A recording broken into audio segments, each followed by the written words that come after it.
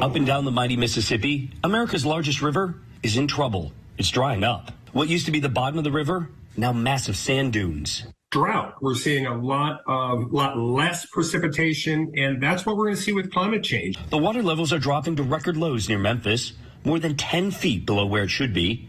The mega drought gripping the U.S. is expanding. Now 59% of the country is in some level of drought.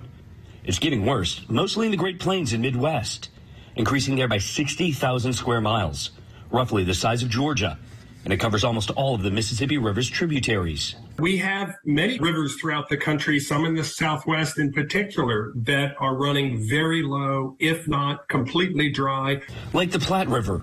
It runs through Nebraska and empties into the Mississippi. It dropped to just 2 feet deep last week. South of St. Louis, Missouri, the water's disappeared. Tourists can now walk out to Tower Rock, which usually requires a boat ride. In Baton Rouge, the retreating waters revealed the remnants of a ferry boat that sank in 1915.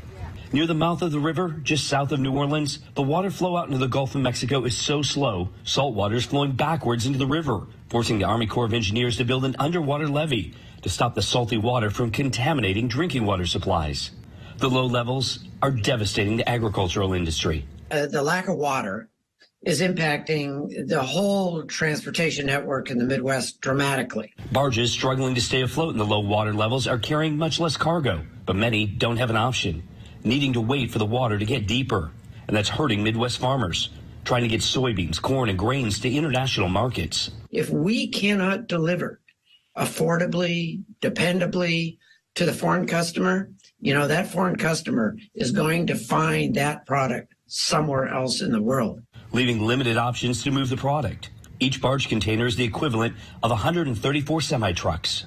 You're talking thousands, tens of thousands of trucks that would be necessary to carry that same cargo, and there aren't that many trucks and truck drivers. That's why the Army Corps of Engineers is working around the clock dredging new channels to keep the barges floating, even if they're only partially full, just like the rivers. We're going to have to learn to adapt to changing climate and the continuing drop in river levels.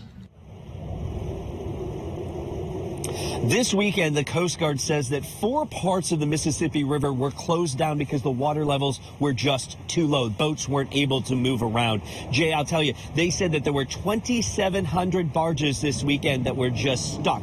They couldn't float up and down the river because the water was too low. That's going to cause a problem because of the backup of the food supply that's just sitting there on those barges and also still out in the fields. That's eventually going to cause problems in the grocery stores when we go to pay for those food products. Jay? Just remarkable, the trickle-down effects there.